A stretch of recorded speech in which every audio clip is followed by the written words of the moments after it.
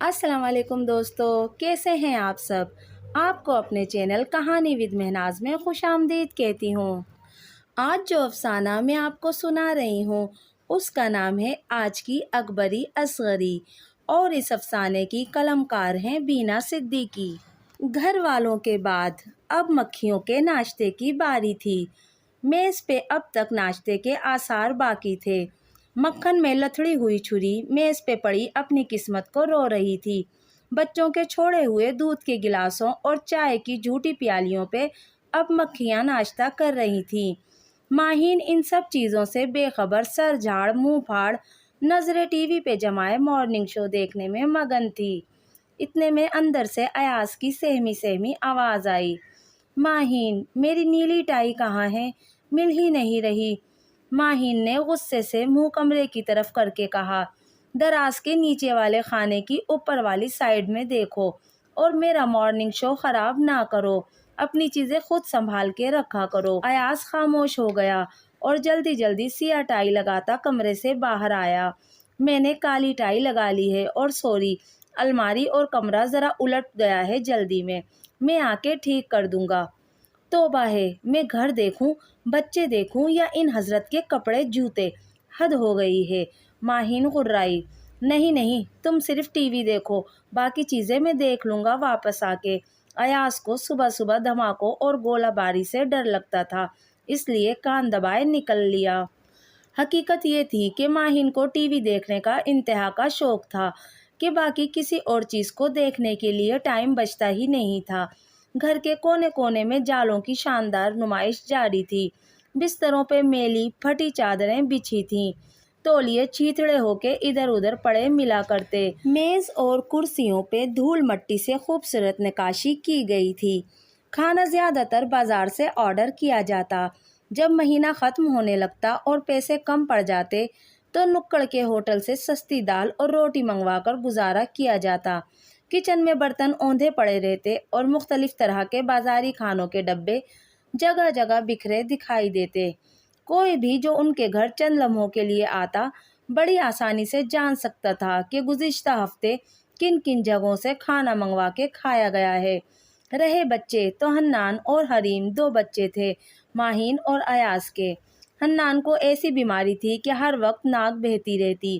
حریم کے بال لمبے مگر ہر وقت الجھے رہتے کیونکہ اس کی ماں کے پاس اس کے لمبے بالوں کو سلجھانے کا وقت کم ہی ہوا کرتا تھا۔ حریم اور حنان بھی ماں کے نقش قدم پر چلتے ہوئے کوئی بھی چیز استعمال کرنے کے بعد اسے اس کی جگہ پہ واپس رکھنا جرم سمجھتے تھے، اس لیے اسکول کی کاپیاں اکثر صوفوں کے نیچے اور پینسل ربڑ فریج کے اوپر آرام کرتے پائے جاتے۔ ایاز کبھی کبھار کچھ کہہ بیٹھتا تو ماہین چیخ چیخ کے چیزیں توڑنے اور پھینکنے لگتی، ساتھ ہی بچے لے کے اپنی امی کے گھر چلے جانے کی دھمکی دیتی جو کارگر رہتی۔ ایاز کو اپنے بچوں سے ایسی شدید محبت تھی کہ لمحے بھر کو ان کی جدائی برداشت نہیں کر سکتا تھا۔ ماہین کو ریڈی میڈ کپڑوں اور ریڈی میڈ کھانوں کے ساتھ ساتھ ریڈی میڈ آنسوؤں کا بھی بڑا شوق تھا۔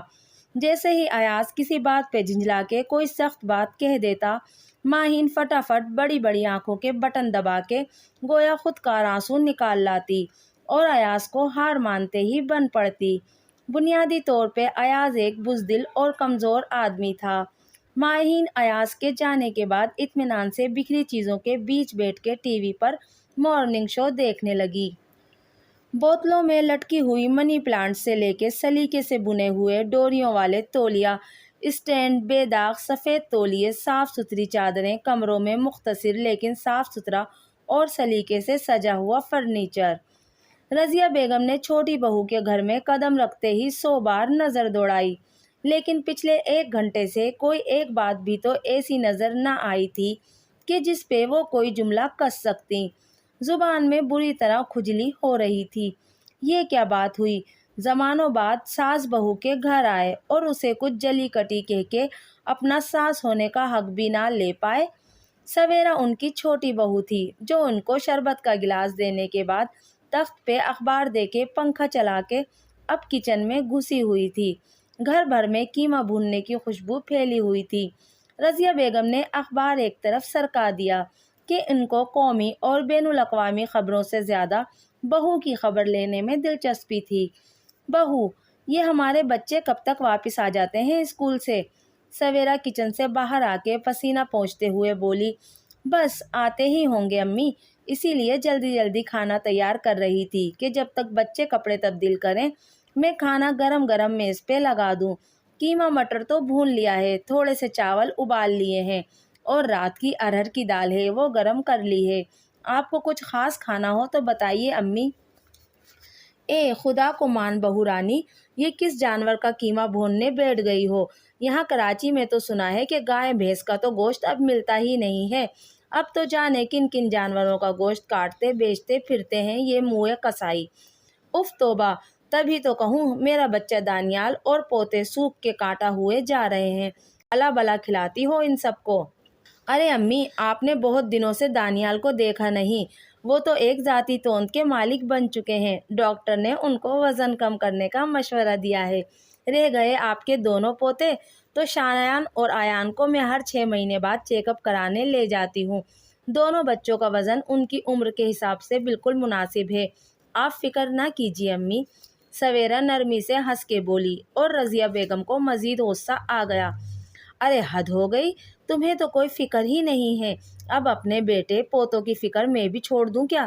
اور ہاں بہو، یہ الگنی پہ بچوں کے یونیفارم سوکھ رہے ہیں، یہ کیا چکر ہے؟ ضرور اپنے پھوڑ پن میں تم نے یونیفارم دیر سے دھوئے اور آج میرے معصوم پوتے بغیر یونیفارم کے اسکول گئے ہوں گے۔ ہائے ہائے، وہ معصوم اسکول میں مار کھا رہے ہوں گے۔ رضیہ بیگم کو بالآخر اعتراض کا ایک موقع مل ہی گیا۔ ارے نہیں نہیں امی، بچے یونیفارم پہن کے گئے ہیں، میں بچوں کے 2 یونیفارم منگواتی ہوں تاکہ بچے ایک یونیفارم پہن کے جائیں، دوسرا دھلتا سوکھتا رہے۔ اس طرح بچے روز سفید چمکتا یونیفارم پہن کے جاتے ہیں۔ سویرا محبت سے بچوں کی ننھی ننھی سفید شرٹوں پہ ہاتھ پھیر کے بولی۔ رضیہ بیگم منہ پہ ہاتھ مار کے بولی، اف میرے اللہ، اس قدر فضول خرچی! اتنے چھٹانک بھر کے بچوں کے 2 یونیفارم! میرے بچے کی جیب کا کباڑا کر دیتی ہوگی تم تو۔ رضیہ بیگم کی زبان کو چابی مل چکی تھی، ابھی کچھ اور بھی کہتی کہ وین کا ہارن سنائی دیا اور سویرا دروازہ کھولنے لپکی۔ لال ٹماٹر چہرے لیے صاف ستھرے 2 بچے اندر داخل ہوئے۔ سویرا نے ان دونوں کا ہاتھ تھام کے ان کو رضیہ بیگم کے سامنے کیا۔ شایان اور ایان بیٹا، دادی اماں آئی ہیں، سلام کرو۔ شاباش۔ شایان اور ایان نے سلام کیا تو رضیہ بیگم نے دونوں کو سینے سے لگا لیا، پھر بچوں کا سر سے پیر تک جائزہ لیا۔ بچے صاف ستھرے یونیفارم اور چمکتے سیاہ جوتوں کے ساتھ کھڑے تھے۔ انہوں نے مایوس ہو کے گردن ہلا دی کیونکہ انہیں پوتوں کے حلیے میں کوئی ایسی قابل اعتراض بات نہ ملی جس پہ بہو کی کلاس لے سکتی۔ اف، 1:30 بجنے والا ہے، بچے میرے سر پہ نازل ہونے والے ہوں گے اور میں پروگرام میں ایسی کھوئی کہ ٹائم کا پتہ ہی نہیں چلا۔ آتے ہی آدم بو کی طرح بھوک بھوک کا نعرہ لگا دیں گے۔ ٹی وی ڈرامے میں گم ماہین اچانک چونکی اور ہڑبڑا کے ادھر ادھر ہاتھ مارا۔ پکایا تو کچھ ہے ہی نہیں، پیزا آرڈر کرتی ہوں۔ ارے کہاں چلا گیا میرا موبائل؟ ابھی وہ صوفے کے کشن ادھر ادھر پھینک کے موبائل تلاش کر ہی رہی تھی کہ گھنٹی بجی اور بچے اسکول سے آ گئے۔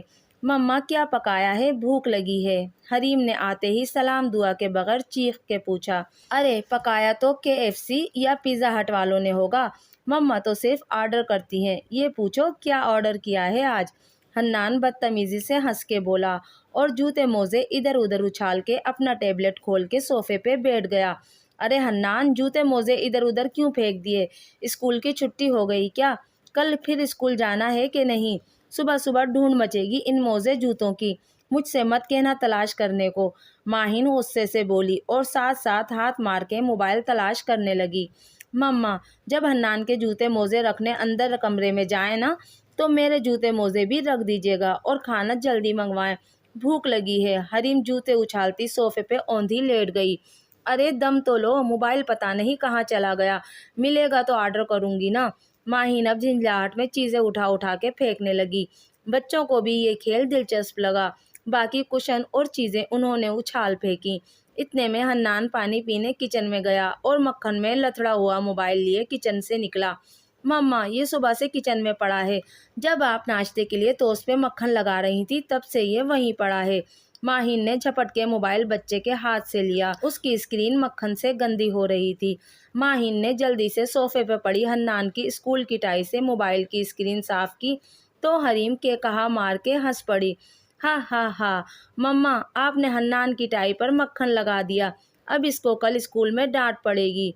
माहिन गुस्से से बोली, चुप करो बदतमीज, मुझे ऑर्डर करने दो, अब तो मुझे भी भूख लगने लगी है और ऑर्डर लाने में वो घंटा लगा देगा। माहिन जल्दी जल्दी नंबर मिलाने लगी। गर्मा गर्म नरम फूली पतली चपातियाँ, गरम गरम सुर्ख भुना हुआ कीमा जिसमें हरे हरे मटर बाहर दिखा रहे थे, साथ में भाप उड़ाते सफ़ेद उबले चावलों की डिश और अरहर की खुली मिली प्याज के ताज़ा बघार के साथ दाल।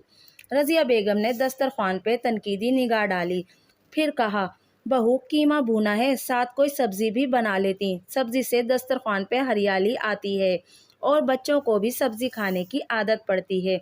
जी अम्मी, असल में दोपहर के खाने पे सिर्फ मैं और बच्चे ही होते हैं तो ज़्यादा एहतमाम नहीं करती। रात की बची हुई दाल सालन गरम करके ताज़ा चावल उबाल लेती हूँ। ये तो आपके लिए मैंने कीमा भूना है, बच्चों के लिए रात की दाल भगार से ताज़ा कर दी है। सवेरा ने नरमी से कहा, अरे तौबा करो, मेरे मासूम पोतों को बासी दाल खिला के बीमार करना चाहती हो।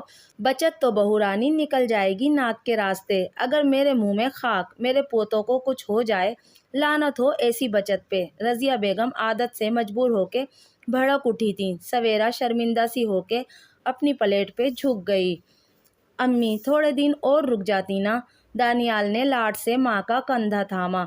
अरे नहीं बेटा, तुम्हारी बीवी ने तो बचतों का हाल सुना सुना के मार डाला, लगता है फाके काट रहे हो तुम मियाँ बीवी, ऐसे में बूढ़ी मेहमान माँ तो बोझ ही हुई ना। दानियाल ने सवेरा को गुस्से से घूरा। सवेरा, ऐसा क्या हुआ है, अम्मी के खाने पीने में कोई कमी हुई है? दानियाल ने सवालिया निगाहों से बीवी को देखा। नहीं तो दानियाल, अम्मी जितने भी दिन यहाँ रहीं, मैंने तो अपनी सी पूरी कोशिश की अम्मी के लिए अच्छे से अच्छा खाना पकाने खिलाने की। अलबत्ता कुछ चीज़ें ऐसी हैं जिन पे मेरा कोई कंट्रोल नहीं, कि हमारे यहाँ एसी नहीं है, जनरेटर भी नहीं, लाइट 5-5 घंटे के लिए चली जाती है तो अम्मी जी का बीपी हाई हो जाता है। सवेरा सर झुका के आहिस्ता से बोली तो दानियाल भी शर्मिंदा होके बोला, अम्मी वाकई आपको मेरे घर तकलीफ़ ही हो रही होगी। मैंने तो अपनी मोहब्बत में सोचा ही नहीं कि हमारा घर कितना तंग है और जनरेटर और एसी जैसी सहूलतें भी नहीं हैं। आप बुज़ुर्ग और बीमार हैं, शान भाई के घर इन सब सहूलतों के साथ रहती थी। ठीक है, मैं आपको शान भाई के घर वापस ले चलता हूँ। अरे शान तो मुझसे तंग आया बैठा है, मैं अब ज़रा अयाज़ के घर जाना चाहती हूँ। अयाज़ और माहिन बहू के साथ कुछ दिन गुजार लूँगी। किसी के सर पे ज़्यादा दिन सवार रहना मुझे भी पसंद नहीं है। मुझे अयाज़ बेटे के घर ले चलो या फिर उसको फ़ोन करके बुला लो, आके बूढ़ी माँ को ले जाए। अयाज़ के पास अच्छी जॉब है, बड़ा घर है, सुकून से रहूँगी। बचत स्कीम का हिस्सा बन के तो नहीं रह जाऊँगी ना। रज़िया बेगम बेजारी से बोली। दानियाल और सवेरा एक दूसरे को देख के रह गए। अयाज गाड़ी चला रहा था और चेहरे पे काफ़ी घबराहट थी। बराबर में रज़िया बेगम इत्मीनान से बैठी थी और डिग्गी में उनका सामान था। रज़िया बेगम ने पूछा, अरे तुम्हारी नौकरी तो ठीक जा रही है ना अयाज? दानियाल बेचारे को तो 3 महीने पे एक तनख्वाह मिल रही है। अयाज सर हिला के बोला, जी जी अम्मी, माशाल्लाह से नौकरी बिल्कुल ठीक चल रही है और तनख्वाह भी टाइम पे बाकायदगी से मिलती है। रज़िया बेगम सुकून भरा सांस लेके बोली, चलो शुक्र है, वरना सवेरा बहू के घर तो बचत की तकरार सुन सुन के लगता था कि मैं कोई मुसीबत बन के बचत के मारों पे नाजिल हो गई हूँ। अब तुम्हारे घर में सुकून और खुशहाली मिल सकेगी। अयाज गड़बड़ा के बोला, खुशहाली तो ज़रूर है मगर साथ साथ खुश्क मिजाजी भी मिलेगी। सुकून का वादा नहीं कर सकता। दरअसल माहिन का मिजाज सवेरा भाभी से मुख्तलिफ है। सवेरा भाभी जितने ठंडे मिजाज की हैं, माहिन उतने ही गर्म मिजाज की है। अयाज के लहजे में शर्मिंदगी थी। रज़िया बेगम जल्दी से बोली, अब ऐसी भी कोई बात नहीं, मुझे लगता है माहिन को तुमसे कुछ शिकायतें होंगी, वरना मुझसे तो हमेशा अच्छी तरह मिली है। अयाज आह भर के बोला, ये हमेशा सिर्फ 3 बार का है अम्मी। आप पहली बार इससे रिश्ता तय करने वाले दिन मिली, दूसरी बार बारात वाले दिन और तीसरी बार उसके अलहदा घर की तकरीब में। इन 3 मौक़ों पे वो खुश थी। आज तक आपकी उससे कभी नॉर्मल मूड में मुलाकात नहीं हुई। इतने में वो घर पहुंच गए। रज़िया बेगम और अयाज गाड़ी से उतर के गेट खोल के अंदर पहुंचे। رضیہ بیگم نے پوچھا۔ تم کچھ بھی کہو، مجھے تو بڑی بہو میں کوئی برائی نظر۔ رضیہ بیگم کا جملہ ادھورا رہ گیا۔ لکڑی کے کھلے دروازے سے ایک اڑتی ہوئی خالی پتیلی آ کے رضیہ بیگم کے پیر پہ لگی۔ وہ تکلیف سے بلبلا کے رہ گئیں۔ ایاز بری طرح شرمندہ ہوا۔ پتیلی کے تعاقب میں ماہین کی چیختی آواز بھی تھی۔ اتنی دیر سے آئے ہو، کہا بھی تھا جلدی آنا، امی کے گھر جانا ہے۔ تم کو ساری دنیا کے کام کرتے ہوئے آنا تھا تاکہ میں لیٹ ہو جاؤں۔ ماہین کی ایسی شگفتہ گفتگو سن کے رضیہ بیگم ہکا بکا تھیں تو ایاز بری طرح شرمندہ۔ اس نے جھک کے ماں کے پیر کے پاس پڑی اسٹیل کی خالی پتیلی اٹھائی اور بلند آواز میں کہا، ماہین باہر آ کے دیکھو تو صحیح کہ دیر کیوں ہوئی اور میں کس کو ساتھ لایا ہوں۔ وہ بری طرح بوکھلایا ہوا تھا۔ ماہین کی اندر سے ہی غراہٹ سنائی دی، اف، یعنی میں امی کے گھر جانے کی تیاری کیے بیٹھی ہوں اور تم کسی مفت خورے کو لے کے نازل ہو گئے ہو۔ حد کر دی، اب خود ہی بیٹھ کے کھلاؤ اسے۔ میں تو چلی کیب منگا کے امی کے گھر، ڈیپ فریزر میں پرانی تاریخوں کے ڈبہ بند کٹلس پڑے ہیں، وہی خود تلو اور کھلا دو اپنے مفت خورے دوست کو۔ میں تو ہرگز کچن میں نہیں جانے کی۔ ایاز مزید بوکھلا گیا اور بولا، تم باہر تو آ کے دیکھو نا۔ اتنے میں ہکا بکا رضیہ بیگم صدمے سے سنبھل کے اندر قدم بڑھا چکی تھیں۔ ٹی وی لاؤنج میں یہاں سے وہاں تک کشن بکھرے ہوئے تھے، بچوں کے یونیفارم، جوتے، موزے اور ماہین کے دوپٹے زمین پہ پھیلے تھے۔ کچن اوپن تھا جس کی وجہ سے گندگی صاف دکھائی دے رہی تھی۔ کچن کے سلپ پہ پیاز اور آلو کے چھلکے اور جھوٹے گندے برتنوں کے ڈھیر صوفے پہ بیٹھے بیٹھے دیکھے جا سکتے تھے، جو رضیہ بیگم نے ایک ساس کی عقابی نگاہوں سے دیکھ بھی لیے اور غصے سے لال ہو کے بول اٹھی، بڑی بہو، یہ گھر کا کیا حال کر رکھا ہے؟ ماہین ان کا سخت لہجہ سن کے بجائے شرمندہ ہونے کے بھڑک اٹھی اور تڑق کے بولی، مجھے کچھ کہنے سے پہلے یہ سوچ لیں کہ آپ بغیر اطلاع دیے آئی ہیں۔ کسی وقت گھر کا حال کچھ بھی ہو سکتا ہے۔ اب گھر پھیلا ہوا ملا ہے تو آپ کا اپنا قصور ہے، گھر والوں کا نہیں۔ ماہین کا گستاخ لہجہ سن کے رضیہ بیگم سکتے میں رہ گئیں۔ ایاز ماں کا سفید چہرہ دیکھ کے جلدی سے آگے بڑھ کے بولا، آئیے امی، میں آپ کو اندر کمرے میں لے چلتا ہوں، آرام کیجیے، پھر کھانا لگے گا تو آپ کو بلا لوں گا۔ جب تک بچے بھی ٹیوشن پڑھ کے واپس آ جائیں گے، ان سے بھی ملاقات کر لیجیے گا۔ رضیہ بیگم گمسم سی ایاز کے ساتھ چل دیں۔ ماہین کے چہرے پہ شدید غصہ تھا۔ ایاز واپس لوٹا تو وہ شیر کی طرح دہاڑی، ملک کی تمام موبائل کمپنیوں نے اپنی سروس بند کر دی ہے کیا؟ اپنی امی کو ساتھ لانے کی کیا ضرورت تھی؟ صبح شام اپنے دکھڑے رو تو لیتے ہو فون پہ۔ ایاز گھبرا کے بولا، 2-4 دن کے لیے آئی ہیں، پھر واپس دانیال کے گھر چلی جائیں گی۔ ویسے تو تمہارا سلوک ایسا ہے کہ 2-4 دن بھی رہنا مشکل ہوگا ان بیچاری کا۔ کھانے کی میز پہ بازار کی تیز مرچ کی گہرے سرخ رنگ کی روغن بھری نہاری بڑی ڈش میں لبالب بھری رکھی تھی اور ساتھ میں تندور کی سخت اور چمڑے جیسی لمبوتری روٹیاں ایک ٹرے میں اوندھی سیدھی پڑی تھیں۔ بچے نہاری الٹے چمچے سے نکال رہے تھے اور نہاری کی بوندیں میز، بچوں کے کپڑوں اور فرش پر گر رہی تھیں۔ رضیہ بیگم یہ سب کچھ دیکھ کے سکتے کی سی کیفیت میں تھیں۔ ارے امی، کھائیے نا، بڑے مزے کی نہاری ہے، شوکت کی نہاری بڑی مشہور ہے یہاں۔ رضیہ بیگم بیزاری سے بولی، محلے کے ڈاکٹر نے مشہور کرائی ہوگی، اس کے پاس پیٹ درد کے مریض بھیجنے کا کمیشن ہوگا نا نہاری والے سے۔ ایاز گھبرا کے بولا، کیا مطلب امی؟ میں کچھ سمجھا نہیں۔ وہ تو خیر کوئی نئی بات نہیں، جب سے ماہین سے تمہاری شادی ہوئی ہے اس کے بعد سے تم کچھ بھی نہیں سمجھے۔ ایاز نے بوکھلا کے ماہین کو دیکھا جس کا چہرہ نہاری کے رنگ سے ملتا جلتا سرخ ہو چکا تھا، جانے نہاری تیز تھی یا ساس۔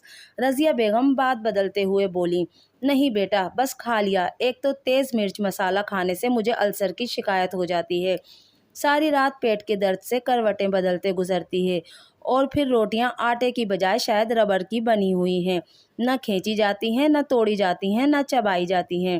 رضیہ بیگم کے لہجے میں طنز کے بجائے اب بے بسی تھی۔ ماہین غصے میں چبا چبا کے بولی، بھائی جب انسان کی عمر ایسی ہو جائے کہ دانت اور پیٹ جواب دے جائیں تو اسے اپنے گھر میں ہی ٹک کے رہنا چاہیے، نہ کہ نت نئی جگہوں پہ جا کے دوسروں کے کھانے سے اپنا پیٹ اور دوسروں کا موڈ خراب کرنا چاہیے۔ ایاز نے غصہ کرنے کی ہمت کی اور دبی دبی آواز میں بولا، ماہین۔ وہ تو تنبیہ سن کے اور بھڑک اٹھی، پلیٹ پٹک کے کھڑی ہو گئی اور چیخ کے بولی، میں کل ہی بچوں کے ساتھ اپنی امی کے گھر رہنے جا رہی ہوں، تم رہو اپنی امی کے ساتھ جنہیں ہر بات میں تنقید کی عادت ہے۔ ماہین زور زور سے پیر پٹکتی کمرے میں گئی اور زوردار آواز کے ساتھ دروازہ اندر سے بند کر لیا۔ رضیہ بیگم اپنی عزت اپنے ہاتھ کے مقولے پہ عمل کرتے ہوئے کچھ دیر خاموش بیٹھی بیٹے کو دیکھتی رہیں، پھر کہا، بیٹا کل اسے نہیں مجھے چھوڑ آنا دانیال کے گھر۔ ایاز خوش ہو کے بولا، ٹھیک ہے امی، ویسے رک جاتی تو اچھا تھا، وہ کچھ گڑبڑا گیا۔ رضیہ بیگم اس کے کندھے پہ ہاتھ رکھ کے اٹھ کھڑی ہوئیں اور طنزیہ کہا، ساری زندگی یوں ہی گڑبڑائے ہوئے رہنا۔ پھر اپنے کمرے کی طرف بڑھ گئیں اور بستر پر جا لیٹیں۔ نیند آتی تو کیسے، بڑی بہو کے ہاتھوں زبردست بے عزتی ہوئی تھی کہ دماغ میں چبھ رہی تھی، اور تیز لال مرچ سے بھرپور نہاری کے 2 نوالے تھے کہ پیٹ میں ادھم مچائے دے رہے تھے۔ اٹھ کے ٹہلنے لگیں۔ پھر کچھ خیال آیا تو دھیان بٹانے کو اپنے سفری بیگ میں سے اپنا من پسند ناول مرات العروس نکال لیا اور تکیے سے ٹیک لگا کے پڑھنے لگیں۔ 100 بار کا پڑھا ہوا ناول ہمیشہ ہی اچھا لگتا تھا۔ کم پڑھی لکھی تھی لیکن بچپن میں ہی ڈپٹی نذیر احمد کے ناول اپنی خالہ کی الماری سے نکال کے پڑھ لیا کرتی تھی، اور چونکہ بے ضرر اور معاشرتی سدھار کے ناول تھے اس لیے ماں، خالہ، نانی کسی نے ان ناولوں کے پڑھنے پہ روک ٹوک بھی نہ کی تھی۔ یہ ناول گویا ان کی بچپن کی یاد، میکے کی خوشبو، سسرال میں تنہائی کا سہارا اور بڑھاپے میں وقت گزاری کا مشغلہ تھا۔ لیکن جانے کیوں آج ناول میں بھی دل نہ لگا۔ انہوں نے ناول ایک طرف ڈال کے موبائل بیگ سے نکالا اور لاہور میں اپنے تیسرے بیٹے کے پاس موجود اپنے شوہر احمد علی کو کال کر کے دل کا غبار نکالا۔ احمد علی غور سے سنتے رہے اور رضیہ بیگم کہتی گئیں، ارے آپ تو پچھلے مہینے ہو کے گئے ہیں کراچی میں دونوں بیٹا بہوؤں کے پاس سے، مجھے پہلے کیوں نہیں بتایا کہ بڑی بہو تتیہ مرچ کی طرح تیز ہے اور ہر وقت بلی کی طرح پنجے نکالے شیر کی طرح غراتی ہے۔ توبہ، نہ حسن ہے نہ سلیقہ، جانے ہمارا ایاز کس بات پہ گرویدہ ہے۔ وہ دل کی بھڑاس نکالتے ہوئے بولی۔ احمد علی جو دونوں بیٹا بہوؤں سے 1 مہینہ پہلے ہی مل چکے تھے، تسلی سے سنتے ہوئے سکون سے بولے، بھائی ماہین میں کوئی تو گن ہوگا کہ تم مسلسل 20 منٹ سے اسی کی بات کر رہی ہو۔ چھوٹی بہو سویرا کے گھر بھی گئی تھی، تم نے ایک بار بھی اس کے سلیقے، سادگی، سگڑاپے، کفایت شعاری اور فرما برداری کا ذکر نہیں کیا۔ ارے بس دل جلا ہوا تھا اس لیے ماہین کی بات کرنے لگی۔ رضیہ بیگم شرمندہ ہو کے بولیں، دراصل ایاز اپنی بیوی کی زبان سے ڈرتا ہے اور ماہین اپنی عادت سے مجبور ہے۔ کچھ قصور اس میں ہمارے دبے دبائے بیٹے حضور کا بھی ہے، بلکہ تمہارا بھی۔ واہ بھائی، یہ کھینچ تان کے میرا قصور کہاں سے نکال لائے آپ؟ رضیہ بیگم غصے سے بولی۔ احمد علی نے سنجیدگی سے کہا، بڑا اور پہلا بیٹا ہونے کے ناطے تم نے اس کو بہت لاڈ میں پالا اور کوئی فیصلہ خود اس کو نہ کرنے دیا، ہاتھ کا چھالا بنا کے رکھا۔ یہی وجہ ہے کہ وہ ایک دبی دبائی شخصیت بن کے نکلا، اور ایسی شخصیت ماہین جیسی تیز ترار لڑکیوں کے لیے آئیڈیل شوہر ثابت ہوتی ہے۔ سو ایاز آئیڈیل شوہر بن چکا ہے، فرما بردار بیٹا بننا اب شاید اس کے لیے ممکن ہی نہیں۔ اچھا سب چھوڑو، موڈ ٹھیک کرو اور یہ بتاؤ کیا کر رہی تھی اس وقت؟ کرتی کیا، وقت کاٹنے کو ایک ہی سہارا تو ہے میرا، وہی 1000 بار کا پڑھا ہوا ڈپٹی نذیر احمد کا ناول مرات العروس پڑھ رہی تھی۔ جانے کیوں آج دل کچھ ایسا جلا ہے کہ اس میں بھی دل نہیں لگ رہا۔ ویسے تم نے کبھی سوچا ہے کہ کیا اکبری اور اصغری آج کل کے زمانے میں بھی ہوتی ہیں؟ کیا مطلب؟ وہ کچھ الجھ سی گئیں۔ مطلب یہ کہ اکبری اصغری آج کل کے دور میں بھی موجود ہیں، بس فرق اتنا ہے کہ آج کل کسی میں اکبری کو ٹوکنے کی ہمت ہے، نہ اصغری کی تعریف کا حوصلہ۔ احمد علی کی بات سن کے رضیہ بیگم لمحے بھر کو سناٹے میں رہ گئیں، پھر خدا حافظ کہہ کے فون بند کر دیا اور بستر پہ جا لیٹیں اور سوچا، کل میں دانیال کے گھر جاتے ہوئے سویرا کے لیے لون کا سوٹ خرید کے لیتی جاؤں گی۔ بری تو اپنی برائی منوا لیتی ہے، اچھی کی اچھائی ماننا اصل بات ہے۔ بد زبان اور پھوڑ بہو کو سدھارنا میرے بس میں نہیں، لیکن اچھی بہو کی قدر کرنا تو میرے اختیار میں ہے نا۔ دوستو، آپ کو آج کا افسانہ، آج کی اکبری اصغری کیسا لگا؟